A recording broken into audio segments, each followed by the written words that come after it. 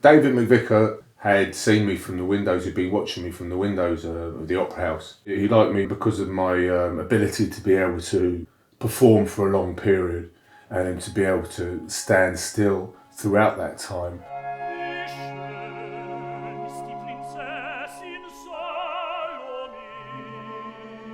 The Opera House approached me one day in Covent Garden, the chorus line manager from the Opera House. Came up to me while I'd just taken a break and he said, "I'd just like to have a word about a possible opera that's coming up. There hasn't been in the Opera House for many years." So he didn't tell me too much about it other than the fact that the character would have to be naked. So I was already thinking, okay, let me think about it. And I gave it about a day, to be honest with you, and I'd agreed to do it. I have been working as a street performer for over 20 years now, and there's ups and downs where you perform and times when you don't. I mean, I have just done that. I've come out from America and I've been out there doing it, having to perform 4 or 5 days a week to survive and to get by.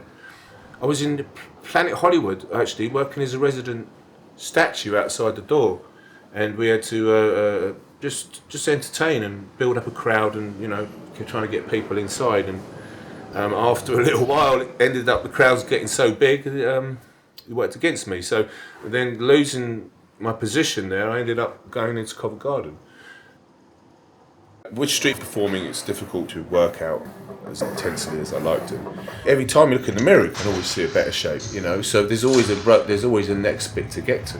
So at this moment, I'm a bit functional with my training. So as long as I do resistance and all the body, and I work myself out, 45 minutes to an hour each time, say 4 days a week.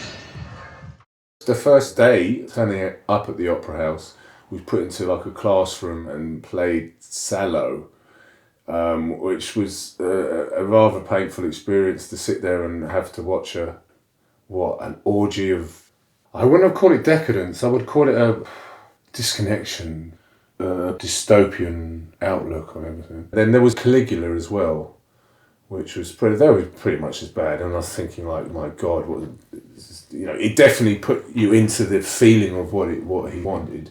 It was quite harsh. David explained to me that one of the reasons why he knew I'd be great for the role of the executioner was because of my ability to be able to stand still and to also hold a sense of physical gravitas, a presence to be drawn to. For a man, it's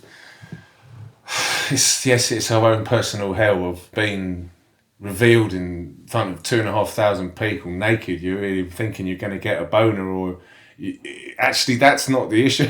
It's thinking about shrinking up is more the problem. You try and help warm yourself up, shall we say. Tried wine to before the evening and performance. I tried beer and I tried whiskey, and it just doesn't work. To be honest with you, when it comes to it, it actually comes to the raw, in the moment performance. You're not thinking about it. Thinking about making sure that I get it right. Blood dripping out of a head in front of you, and you're on bare feet, and all you're going to do is you've got to make sure you don't slip. Because you come out the hole, and I've slipped the last 2 or 3 times of the last run because there's too much blood. So you're not thinking about your bollocks when you're thinking about not slipping on the blood in front of 2,500 people. There's a particular experience that I do go through repetitively with Salome, which I struggle with when I have to wait on the floor until the king orders me to break her neck or kill her. And from this super intense moment of this experience of the last scenes, and having to break her neck and place her on the final 3 beats of the orchestra onto the floor and all the lights cut out,